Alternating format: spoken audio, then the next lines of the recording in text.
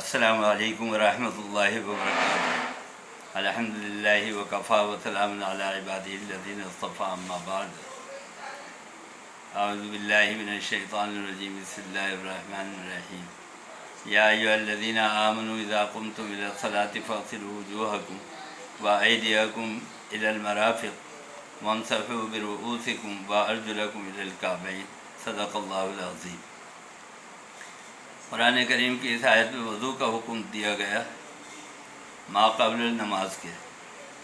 فرمایا کہ اے ایمان والو، جب تم نماز کے لیے کھڑے ہو تو فاغسلوا وجوہکم، اپنے چہرے کو دھو لو، وایدیکم الی المرافق، اور اپنی دونوں کوہنیوں تک ہاتھوں کو دھو لو، وامسحوا برؤوسکم، اور سر کا مسح کر لو۔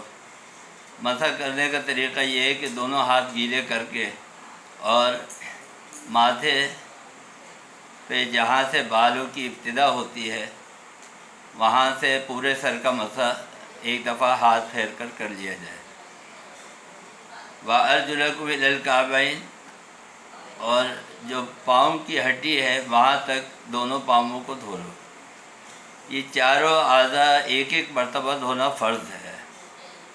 اگر کسی شخص نے ان چاروں اعضاء کو ایک ایک مرتبہ دھو لیا تو کوئی اور رکن اگر وضو کا رہ گیا یا سنتیں جو کلی کرنے کی ہیں، جو ناک پہ پانی ڈالنے کی ہے، یا وضو میں تمام اعضاء کو 3 مرتبہ دھونے کی ہے، اس میں سے اگر کوئی چیز رہ بھی جائے تو وضو ہو جائے گا اور نماز صحیح ہو جائے گی۔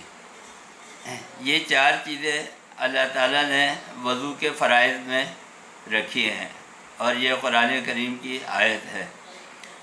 ایک مرتبہ وضو کرنا، وضو کے اندر تمام اعضاء کو ایک ایک مرتبہ، جو یہ 4 اعضاء ہیں ان کو ایک ایک مرتبہ دھونا یہ فرض ہے، اور تمام اعضاء کو 3 مرتبہ دھونا یہ سنت ہے۔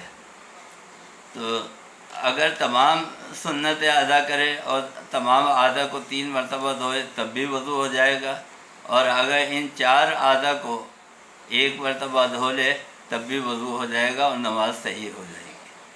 وآخر دعوانا الحمدللہ رب العالمین برحمتک۔